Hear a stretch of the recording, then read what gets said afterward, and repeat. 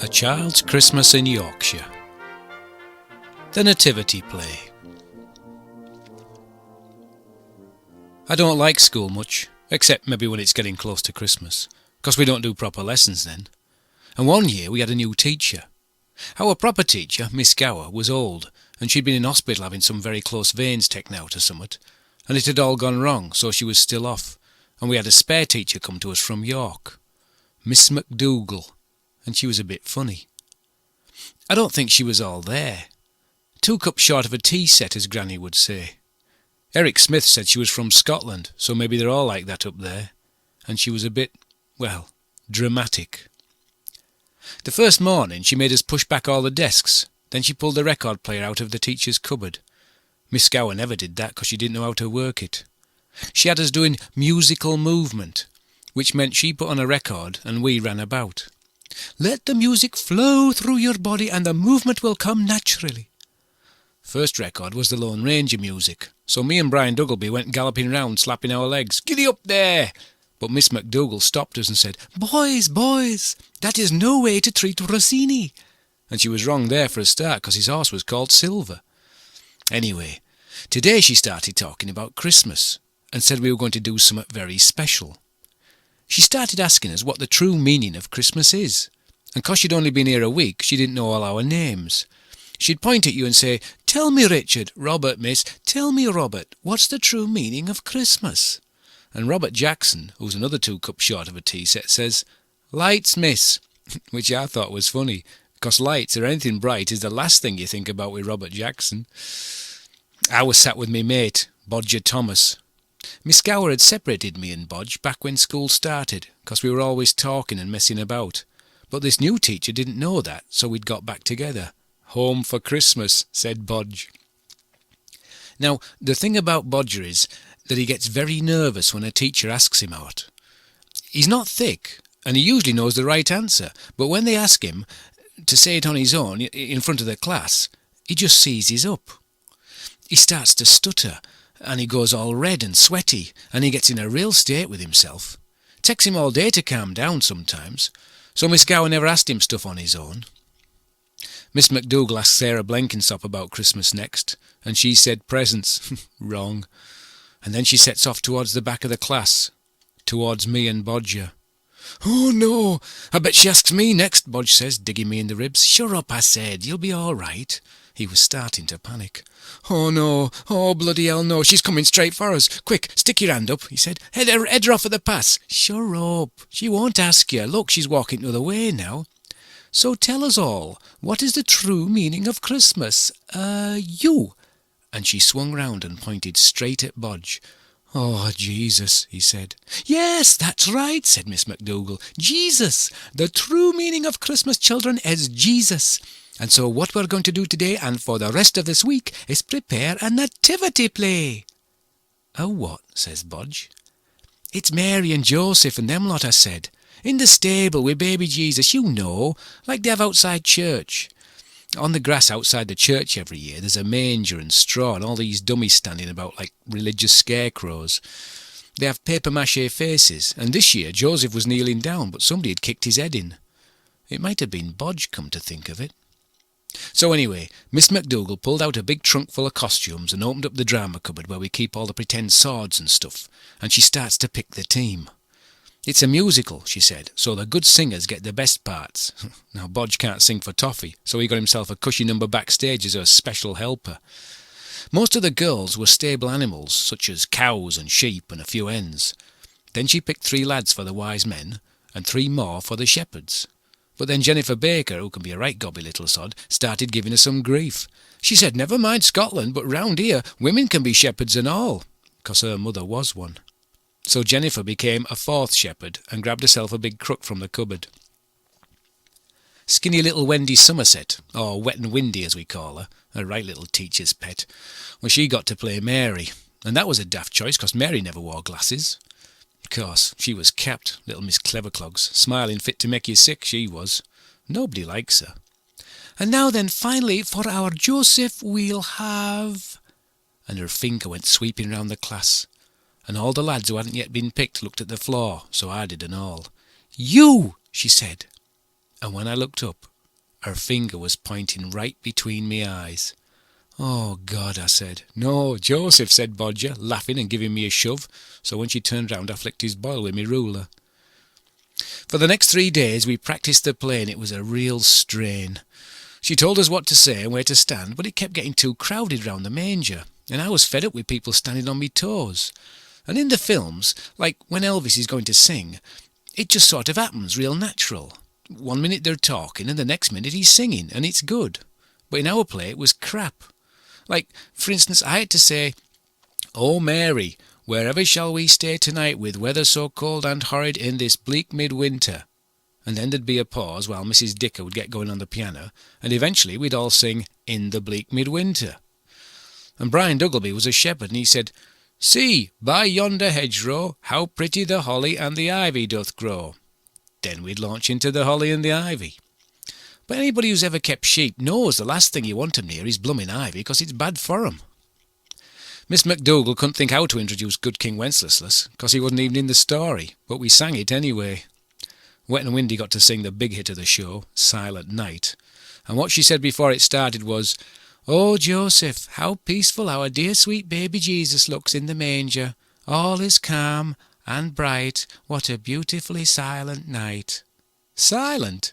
She'd obviously never been in a fold yard when you got sheep, cows, hens and pigs on at same corner.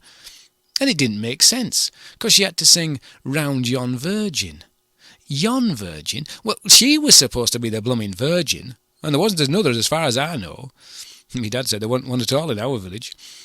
And when she sang the bit about "Holy Infant so tender and mild," we would all sing "Holy Insect," which put her off and she'd get real mad.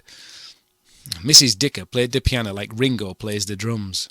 She banged away so hard it would move, so after every song she'd get Bodger to help push it back up against the wall. She was the vicar's wife, so you had to watch your language round her. Her husband was Mr. Dicker, the vicar, or Vicar Dicker as it was known round here, and he was a bit thick. My dad said he was so thick that being a vicar was the only job he could get, and he used to say to me and our Jimmy when we did out daft, "You're as thick as Vicar Dicker." Any road, after we'd practised to death, the big day came.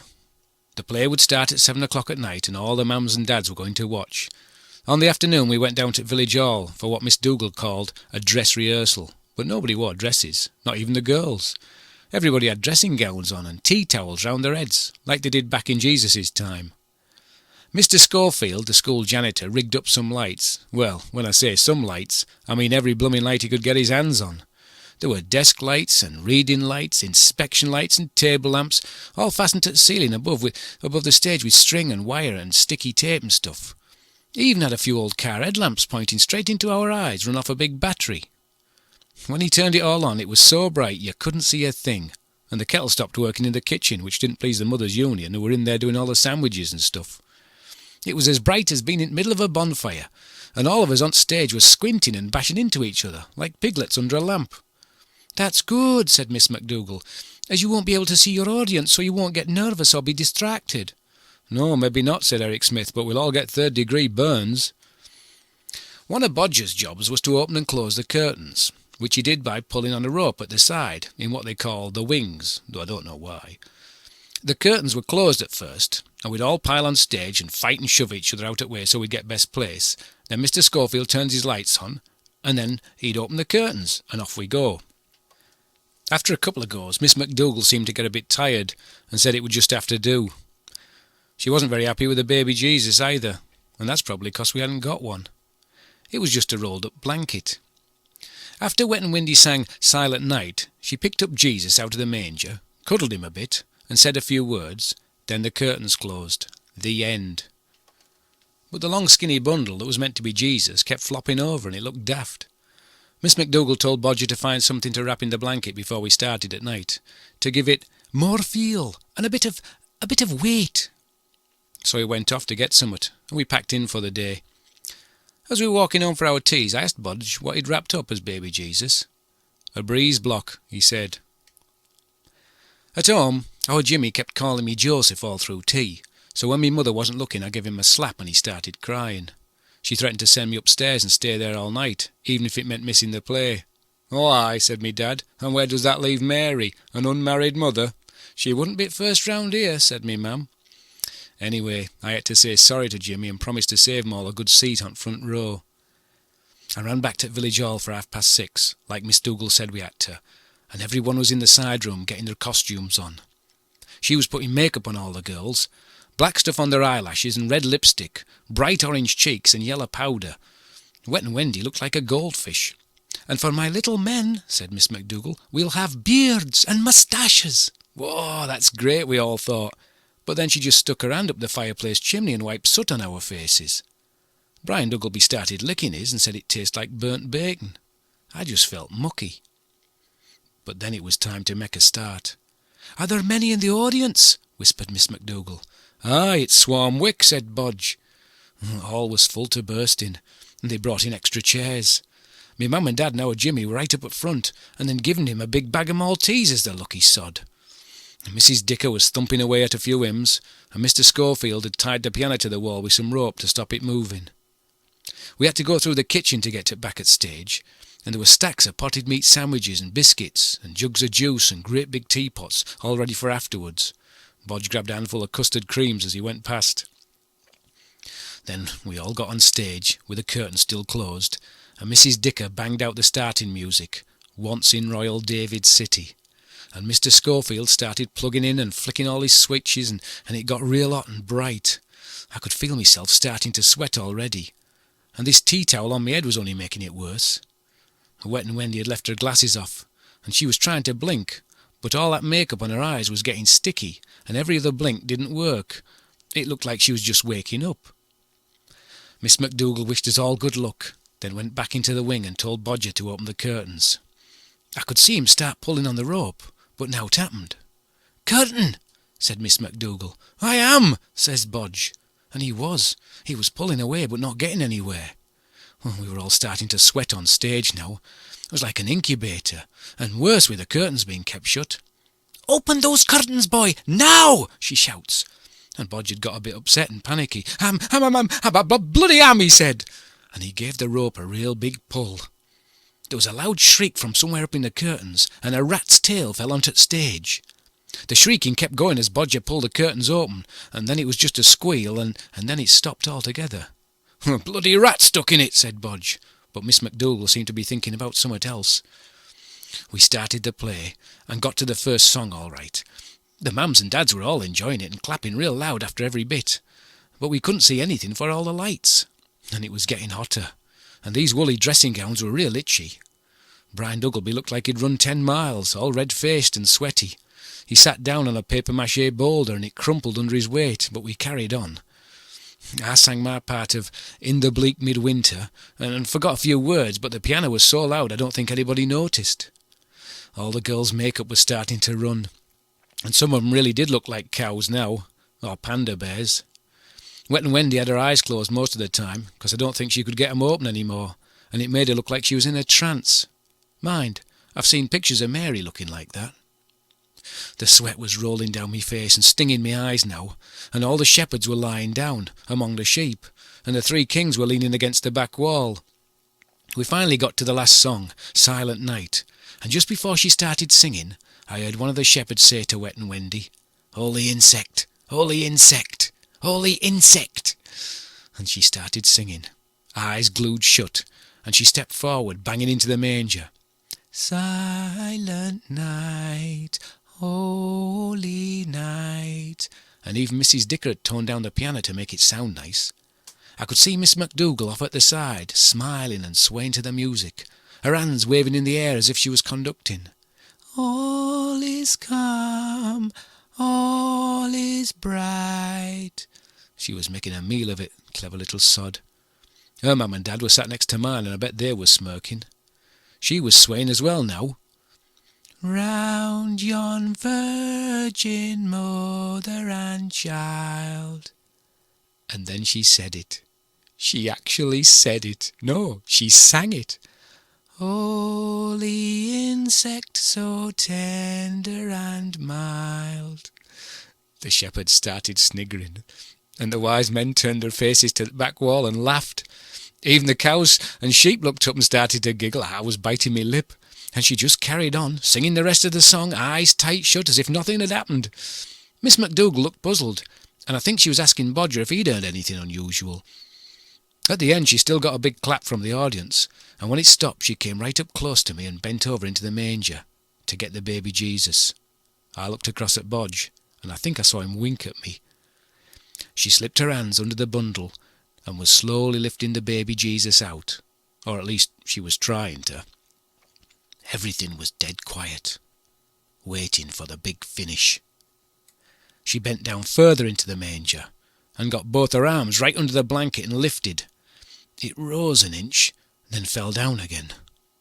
She changed her grip, grabbing 2 big handfuls of blanket on either side, and gave a grunt, and with her cheeks blown right out and her red lips puckered up like a chicken's bottom, she tried again. Slowly she straightened up and heaved the bundle out of the manger and up to her chest. She was supposed to say, "Little baby Jesus, Lord of all," and that was it. But she didn't. She started to stagger. She was losing her grip on the blanket and suddenly let go, and the breeze block fell right on my foot. Now, different people say different things when they get hurt. You don't have to think it up, it just comes straight out. Some people say, "Ouch," or "Ow." Our Jimmy says, "Ooya, ooya," just like that. And me dad, when he traps his finger or summat, he sounds like an old sheep and says, "Bastard." Me, I usually say, "Ow, bugger." Usually. But I'd been spending a lot of time with Bodger lately, and he says something different. And I suppose I must have picked it up, because when the breeze block hit me foot, I said, "Alf!" Yes, the F word. Rhymes with duck. Loud and clear. Well, if you thought it was quiet when Mary was about to pick Jesus up, it was even quieter now, until I started hopping. Me foot was killing me. I thought I'd broken all the bones. Maybe I should have said something to finish the play and get us off, something like, "Behold the baby Jesus, a solid little king." I really did think about saying that, but then I caught sight of Wet and Wendy grinning away at me with her eyes shut like she was really enjoying it, so I just said, "You stupid cow!" I'd forgotten all about the play. I didn't even notice me tea towel come off me head, but I heard Miss MacDougall shouting at Bodger to close the curtains quickly, and he couldn't. See, that dead rat had jammed up the works and the curtains wouldn't budge. So Mr. Schofield tried to get on stage to turn off his lights, and some of them had started to smoke now. But there were shepherds and wise men lying all over the place, and he kept stepping on them. He tripped over Brian Duggleby, went full length and banged his head on the manger. There wasn't much Silent Night left now. Everybody was howling with laughter, except Miss MacDougall. Even Vicar Dicker was laughing, and the audience was so loud you could hardly hear Mrs. Dicker, who was pounding jingle bells to death. We didn't stay for the sandwiches and biscuits. Me mum said we had to get home, smartish, and she said if our Jimmy didn't stop laughing he'd get the same good idea I was going to get. On the way out we passed Miss MacDougall, sat on the front steps, wafting a hanky in front of her face. "Merry Christmas," me dad said as we went past. But she didn't say anything. Well, maybe they don't in Scotland.